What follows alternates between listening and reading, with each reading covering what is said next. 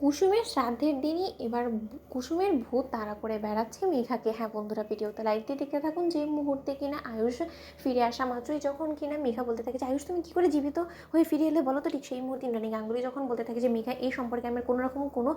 কথা আর শুনতে চাই না, আমি কোনোভাবেই আর কিছু জানতেও চাই না, আমার ছেলেটা সুস্থ সবলভাবে আমার কাছে ফিরে এসেছে, সেটাই আমার জন্য অনেক। এবং আয়ুষ কালই আমরা কুসুমের আত্মার শান্তির জন্য আমরা রীতিমতো ওর শ্রাদ্ধের আয়োজন করছি, এবং সেখানে আমি চাই আমাদের পরিবারের সমস্ত লোকেরা যাতে উপস্থিত থাকে এবং মেঘা ইনক্লুডিং ইউ। ঠিক সেই মুহূর্তে কুসুমের শ্রাদ্ধের দিন যখন কিনা পরিবারে রীতিমতো শোকের ছায়া নেমে আসে এবং সকলে কিনা যখন কিনা এই শোকের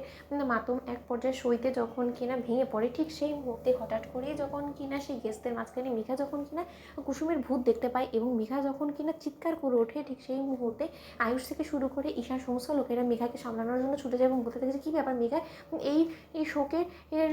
সময়টার মধ্যে তুমি এরকম করে চিৎকার করে বাড়ি শুদ্ধ সমস্ত লোকেদেরকে মাথায় করে ফেলে কেন, বলো কী হয়েছে মেঘা, এরকম চিৎকার করছো কেন তুমি। ঠিক সেই মুহূর্তে মেঘা যখন কিনা বলতে থাকে যে কুসুম কুসুম এখানে আছে, আমি বেশ দেখেছি এবং আমার চোখ কোনো মতেই ভুল হতে পারে না, আয়ুষ তুমি আমার কথা বিশ্বাস করো। ঠিক সেই মুহূর্তেই মীনাক্ষী যখন কিনা বলতে থাকে যে হায় ভগবান, কুসুমের ভূত ব্যাপার এই গোটা গাঙ্গুলি পরিবারে ঘোরপাক খাচ্ছে না তো দিদি, কোনো মতে যদি আমাদের উপরে ভর করে বসে তখন আমরা কী করবো, আমরা কী করে বাঁচবো বলো তো। ঠিক সেই মুহূর্তে যখন কিনা আয়ুষ বলতে থাকে যে মেঘা তোমার মাথা খারাপ হয়ে গেছে বলো তো, যার কিনা শেষ কৃত্য আমরা কালকে সম্পন্ন করে এলাম, যাকে কিনা আমরা শেষ বিদায় দিয়ে এলাম শ্মশান ঘাটে, যার লাশ কিনা তুমি স্বচক্ষে দেখেছো, যাকে কিনা কুপিয়ে হত্যা করেছে, সেই অবস্থায় তুমি সমস্ত কিছু দেখেছো, সেই সমস্ত কিছু দেখা সত্ত্বেও তুমি কী করে এই সমস্ত কথাবার্তা বলছো পাগলের মতন, সেটাই তো আমার মাথায় ঢুকছে না। আমার তখন মনে হচ্ছে যে তোমার মাথা খারাপ হয়ে গেছে, কুসুমের ভূত তোমার উপরে কেন চেপে বসবে বলো তো, তুমি কি কুসুমকে মেরেছো না কি বলো তো, এটা তো তাকে ভয় পাওয়ার কথা যে কিনা কুসুমকে খুন করেছে, সেই অপরাধী ভয় না পেয়ে তুমি কেন ভয় পাচ্ছ, তুমি তো কুসুমকে খুন করোনি। ঠিক সেই মুহূর্তে যখন কিনা মীনাক্ষী বলতে থাকে যে এই মেঘা, তুমি কোনোভাবে আবার কুসুমের মৃত্যুর পেছনে, কুসুমের এই এরকম নির্মম হত্যার পেছনে জড়িত নয় তো, তার জন্য তোমার ওপরে আবার কুসুম